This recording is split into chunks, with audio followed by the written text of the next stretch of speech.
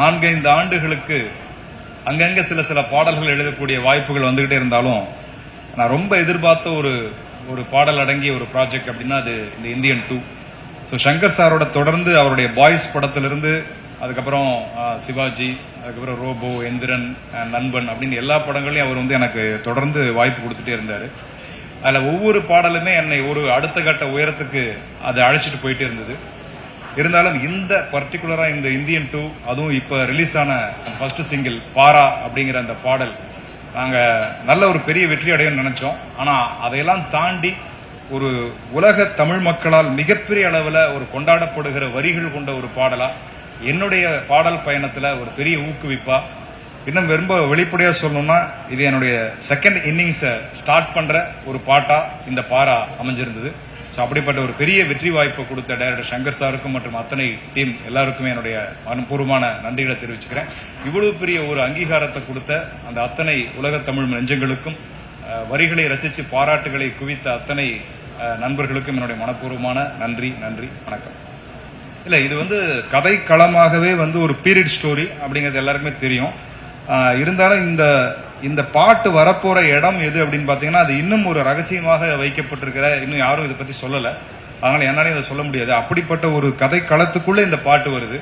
அப்போ அது மொத்தமா ஒரு நல்ல தமிழ்ல, அதே சமயத்துல இன்னைக்கு இருக்கு எல்லாருக்கும் புரியிற ஒரு தமிழாகவும் அது இருக்கணும். அப்படிங்கும்போது நான் கொஞ்சம் புறநானூறு அகநானூறுல இருந்தெல்லாம் கொஞ்சம் குறிப்புகள்லாம் எடுத்துட்டு சங்கர் சார்கிட்ட கொடுத்து அப்புறம் அதுல இருந்து கொஞ்சம் விளக்கங்களை எடுத்து அப்படிதான் இந்த பாரா அப்படிங்கிற வார்த்தையை உருவாச்சு. பாரா அப்படின்னா நம்ம கொஞ்சம் முன்னால நீங்க கேள்விப்பட்டிருப்பீங்க, பாரா உஷார் அப்படின்னு சொல்லி நம்ம இந்த பெரிய பெரிய படை நடந்து வரும்போது சொல்லுவோம்.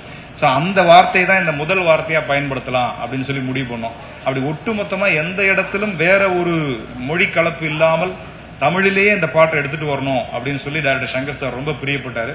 ஸோ எனக்கும் அந்த ஒரு வாய்ப்பை சரியா பயன்படுத்திக்கணும் அப்படிங்கிற ஒரு நோக்கம் இருந்தது. அதன் அடிப்படையில் உருவானதுதான் இந்த பாடல். இது மட்டும் இல்லாம இன்னொரு 3 பாடல் இந்தியன்ல எழுதியிருக்கேன். ஸோ அது அடுத்தடுத்து வரும் நான் நினைக்கிறேன். அனிருத் சாரோட நான் இப்போ இது 2வது படம் நான் ஒர்க் பண்றேன். அனிருத் இன்னைக்கு நவீன இசையினுடைய ஒரு ஐக்கானா இன்னைக்கு இருக்காரு. ஸோ அவர்கிட்ட கூட இன்னைக்கு நான் அந்த பாடல் வெளியானதுக்கு அப்புறம் சொன்னேன், ப்ரோ இது உண்மையிலேயே சமீபத்திய என்னுடைய பாடல்கள் மட்டுமில்ல ஒரு பெரிய ஒரு வெற்றி பாடலா இந்த பாடலை உங்களுடைய இசையில வந்ததுக்கு அப்புறம் இது எல்லாருமே ரொம்ப ரசிக்க ஆரம்பிச்சாங்கன்னு சொன்னேன்.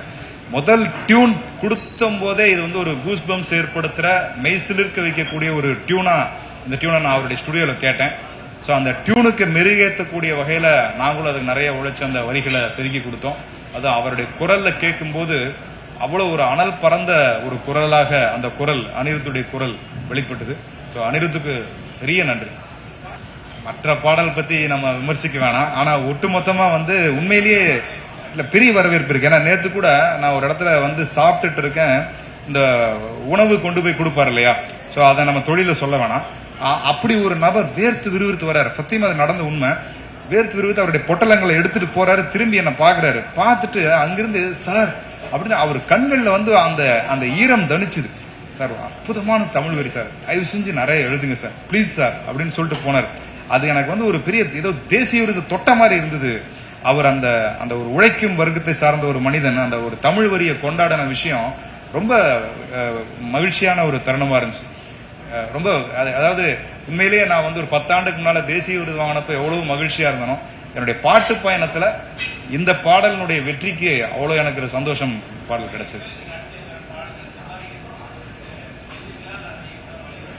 இல்ல கண்டிப்பா நான் ஒரு விஷயம் உறுதியா எடுத்திருக்கேன். ஏன்னா மக்கள் இப்ப என்னன்னா ரொம்ப கூர்மையா லிரிக்ஸ் கவனிக்க ஆரம்பிச்சிருக்காங்க. இப்ப லிரிக்ஸ் நல்லா இல்லைன்னாலும் திட்டுறாங்க, முந்தியெல்லாம் அதை கண்டுக்காம போயிருவாங்க. லிரிக்ஸ் நல்லா இருந்தா பயங்கரமா கொண்டாடுறாங்க. அதனால இனிமே ரொம்ப பார்த்து தான் எழுதணும். அதுவும் குறிப்பா அந்த மாதிரி குறிப்பா தமிழ் பாட்டு மாதிரி வர்ற பாடல்களை ரொம்ப தெளிவா எழுதணும் அப்படிங்கறதுல ஒரு முடிவை வச்சிருக்கேன்.